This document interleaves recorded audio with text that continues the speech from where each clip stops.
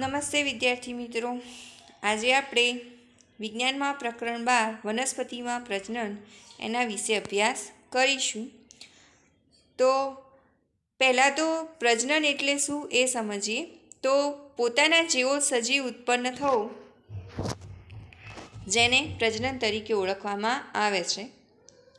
પોતાના જેવો સજીવ પિતૃ સંપત્તિ દ્વારા ઉત્પન્ન થવો તેને પ્રજનન તરીકે ઓળખવામાં આવે છે. હવે અહીંયા પ્રજનનનું એક લક્ષણ છે, એ આપણે છઠ્ઠામાં ભણી ગયા છીએ.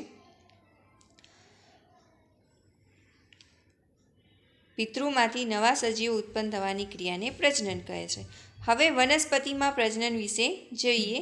તો વનસ્પતિમાં પ્રજનન અલગ અલગ રીતે થતું હોય છે કે જેના વિશે અભ્યાસ કરીશું.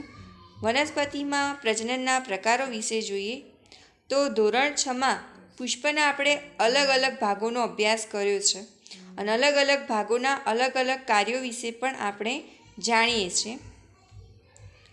અહીંયા વનસ્પતિના અંગો તમને બતાવવામાં આવેલા છે. અહીંયા પર્ણ આપ્યું છે એટલે કે પાંદડું કહીએ છીએ. અહીંયા તમને પ્રકાંડ આપ્યું છે, અહીંયા મૂળ આપ્યું છે અને ઉપર તમને ફૂલ એટલે કે પુષ્પ પણ દોરીને આપ્યું છે. એ દરેકના કાર્ય વિશે આપણે છઠ્ઠા ધોરણમાં અભ્યાસ કરી ચૂક્યા છીએ.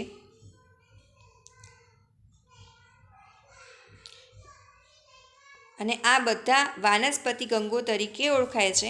અહીંયા એક કળીમાંથી ફૂલનું નિર્માણ થયું એટલે કે પુષ્પનું નિર્માણ થયું. અહીંયા તમને આંબાનો મોર આપેલો છે અને એ આંબાના મોર પરથી પછી કેરી એટલે કે કેરીનું આ ફળનું નિર્માણ થાય છે. અને એનું એટલે કે ફૂલમાંથી ફળનું નિર્માણ થાય છે અને પછી એ જ ફળ આપણે ખોરાક તરીકે વાપરીએ છીએ. એ કેરી આપણે જે ખાધી એનો ગોટલો એટલે કે આપણે વિજ્ઞાનની ભાષામાં કહીએ તો એને બીજ તરીકે ઓળખવામાં આવે છે. શું શેના તરીકે? બીજ તરીકે ઓળખવામાં આવે છે. અને આ બીજ આપણે ફેંકી દઈએ છીએ જમીન ઉપર. એને યોગ્ય હવા, પાણી અને તાપમાન મળશે ત્યારે એ બીજમાંથી નવા છોડનું નિર્માણ થાય છે. એટલે કે નવો આંબાનો ગોટલો હતો તો ગોટલામાંથી નવો આંબો બનશે. એટલે આ પ્રક્રિયાને વાનસ્પતિક પ્રજનન તરીકે ઓળખવામાં આવે છે.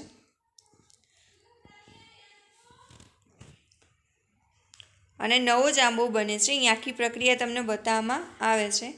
એવી રીતે વનસ્પતિમાં જે ફૂલ છે એટલે કે પુષ્પ એનું કામ શું અહીંયા એક બતાવવામાં આવ્યું છે કે એક પાઇપ જેવું તમને દેખાય છે. એ ટૂંકમાં પરાગવાહિની છે. એ પરાગવાહિની ધીમે ધીમે અંદર બીજાશયની અંદર જઈ પછી અંકુરણ પામી અને નવું બીજાશય બનાવે છે. એટલે આ એક પ્રકારનું વાનસ્પતિક પ્રજનન જ કહેવામાં આવે છે.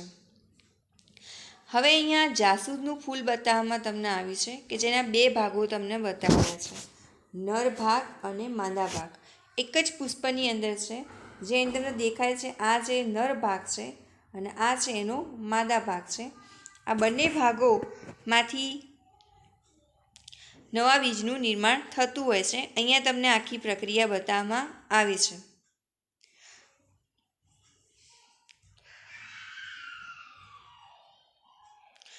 હવે વનસ્પતિના પ્રજનનના બે પ્રકારો છે, એક અલિંગી પ્રજનન અને બીજું લિંગી પ્રજનન. અલિંગી પ્રજનન એટલે કે કેવા પ્રકારનું પ્રજનન? તો કે જેમાં લિંગનો નર ભાગ અને માદા ભાગનો ઉપયોગ થતો નથી. વનસ્પતિના ભાગો, કયા ભાગો? આ વનસ્પતિના ભાગો એનો ઉપયોગ કરીને જ નવો છોડ ઉત્પન્ન થાય છે. એટલા માટે એને અલિંગી પ્રજનન કહેવામાં આવે છે. જ્યારે આગળ જે બતાવ્યું હતું અહીંયા તમને ધતુરાનું પુષ્પ બતાવવામાં આવ્યું છે. એમાં નર ભાગ અને માદા ભાગ એટલે કે લિંગ આવેલા છે અને લિંગમાંથી બીજનું નિર્માણ થઈ અને નવો છોડ બને છે. એટલા માટે એને લિંગી પ્રજનન તરીકે ઓળખવામાં આવે છે. તો પ્રજનનના બે પ્રકારો છે, અલિંગી પ્રજનન અને લિંગી પ્રજનન. અલિંગી પ્રજનનમાં વનસ્પતિના ભાગોનો ઉપયોગ થાય છે, જ્યારે લિંગી પ્રજનનમાં વનસ્પતિના લિંગ એટલે કે નર ભાગ અને માદા ભાગનો ઉપયોગ થતો હોય છે.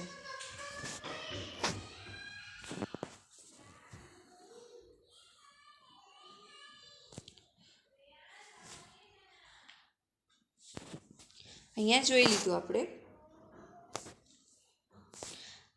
અહીંયા તમે જુઓ છો અલિંગી એટલે કે અહીંયા વનસ્પતિનો જે ભાગ આપ્યો છે એમાંથી આ બે નવા નાના છોડ ઉત્પન્ન થયા છે. અલિંગી પ્રજનનમાં વનસ્પતિ બીજ વિના નવો છોડ ઉત્પન્ન કરે છે, એટલે કે વનસ્પતિના ભાગોમાંથી નવો ભાગ ઉત્પન્ન થાય છે.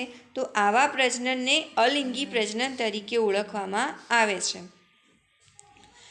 લિંગી પ્રજનનમાં નવો છોડ બીજમાંથી મળે છે. અહીંયા તમે જો અહીંયાથી બીજ નીકળશે અને એ બીજનું ધીમે ધીમે આગળ પ્રક્રિયા થઈ અને પછી એમાંથી નવો છોડ મળતો હોય છે, એટલે એને લિંગી પ્રજનન તરીકે ઓળખવામાં આવે છે.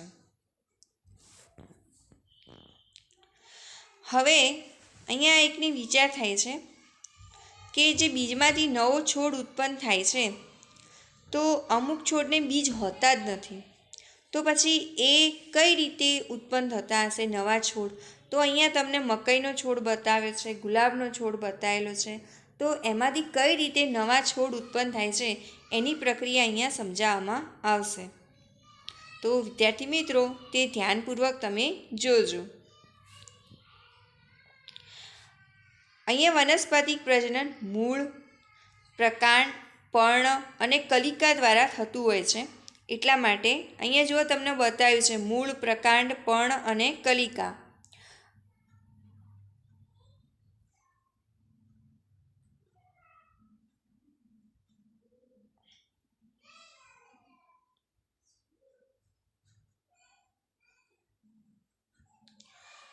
અહીંયા વનસ્પતિના ભાગ બતાવેલા છે. અહીંયા છે મૂળ છે, અહીંયા એનું પ્રકાંડ છે, અહીંયા એનું પર્ણ છે, અહીંયા નાની નાની કલિકાઓ જોવા મળે છે. એમાંથી નવું છોડ ઉત્પન્ન થતો હોય છે, એટલે કે અલિંગી પ્રજનન જ કહેવાય. અને એના ટૂંકમાં કહીએ તો કલમ કરવી પણ કહેવામાં આવે છે. અને નવો છોડ ઉત્પન્ન થાય છે એટલે કે અલિંગી પ્રજનનનું એક ઉદાહરણ છે. ભાગો દ્વારા થતું હોવાથી વાનસ્પતિક પ્રજનન તરીકે પણ એને ઓળખવામાં આવે છે. અહીંયા ગુલાબનો છોડ અને ચંપાના ડાળીઓ ગાંઠોથી કાપી લેવાની છે અને પછી એ ટુકડાઓને જમીનની અંદર રોપવાના છે. તો તમે જોશો કે એ ગાંઠો ઉપરથી ધીમે ધીમે નાના નાના પાંદડા ઉગે છે. યોગ્ય રીતે યોગ્ય તાપમાન, પાણી આપવામાં આવશે તો એમાંથી નવો છોડ ઉત્પન્ન થાય છે. મૂળ પણ દેખાય છે, નવા નવા પાંદડા પણ આવશે અને ધીમે ધીમે વિકાસ થતાં એમાંથી પાંદડા પણ જોવા મળશે. અહીંયા તમને અળુની વેલ આપેલી છે કે જે પાણીની અંદર ઉગે છે. ધીમે ધીમે એ પાણીની અંદર તમે દેખશો તેમાં મૂળ પરથી નવો છોડ ઉત્પન્ન થાય છે. અહીંયા સૌપ્રથમ જે ફૂલ હોય છે કલિકા, એ કલિકામાંથી ધીમે ધીમે શેનું ફૂલનું નિર્માણ થતું હોય છે. અહીંયા એક બીજું જોઈએ કક્ષ કલિકા. કક્ષ કલિકા એટલે કે જે પર્ણ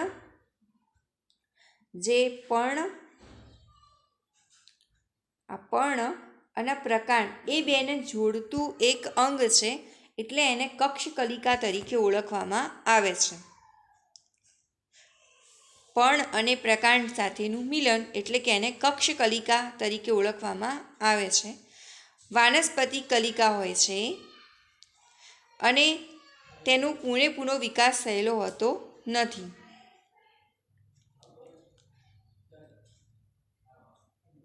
અને એ વાનસ્પતિક કલિકાઓ પણ નવા છોડનું નિર્માણ કરે છે. હવે અહીંયા એક બટાકું આપેલું છે. એ બટાકામાં તમે જોશો તો તમને ઘણી જગ્યાએ આવા ડાઘા કે ચાઠા જોવા મળતા હશે. એ ડાઘા કે ચાઠાને આપણે વિજ્ઞાનની ભાષામાં કહીએ તો આંખ તરીકે ઓળખવામાં આવે છે. અને એ આંખ ધીમે ધીમે મોટી થઈ અને એમાંથી કલિકાઓ નીકળતી હોય છે. બટાકાના થોડા ટુકડા લઈ અને તેને એ જે કલિકાઓ નીકળી અને જમીનમાં દાટી દો તો ધીમે ધીમે એનો વિકાસ થઈ યોગ્ય સારવાર આપતા એમાંથી આખો નવો છોડ ઉત્પન્ન થાય છે. આવી રીતે હળદર અને આદું એનો પણ ઉપયોગ કરી અને નવા છોડ ઉત્પન્ન થાય છે. અહીંયા તમને પાનફૂટી આપવામાં આવેલી છે. પાનફૂટી એટલે કે અહીંયા પર્ણ. આ પર્ણ લીલું જો જમીન ઉપર પડી જાય અને પછી જેને યોગ્ય તાપમાન, પાણી મળી રહેશે તો તેમાંથી પણ નવો છોડ ઉત્પન્ન થાય છે. કલિકાઓ નવો છોડ ઉત્પન્ન આખો એમાંથી થાય છે, એટલે એ પણ એક વાનસ્પતિક પ્રજનન તરીકે જ ઓળખવામાં આવે છે. કેટલીક વનસ્પતિઓમાં કલિકાઓમાંથી નવો છોડ ઉત્પન્ન થાય છે, દાખલા તરીકે ડહાલિયા અને શક્કરિયું. અહીંયા થોર નામની એક વનસ્પતિ આપી છે, જેનો આ અમુક ભાગ કાપી અને બીજા છોડને કુંડામાં એ રોપી દેવામાં આવે તો એમાંથી નવો થોરનો છોડ ઉત્પન્ન થાય છે, જે તમને અહીંયા બતાવવામાં આવશે. ધીમે ધીમે એમાંથી નવો છોડ ઉત્પન્ન થાય છે. એટલે એ પણ એક વાનસ્પતિક પ્રજનનનું જ એક ઉદાહરણ છે. બીજમાંથી જે નવો છોડ ઉત્પન્ન થાય છે એમાં ફૂલ, ફળ દરેક ભાગ ઉત્પન્ન થતા હોય છે. પિતૃ છોડ જેવો જ જે નવો છોડ ઉત્પન્ન થશે તે પણ એના જેવો છોડ તમને જોવા મળે છે.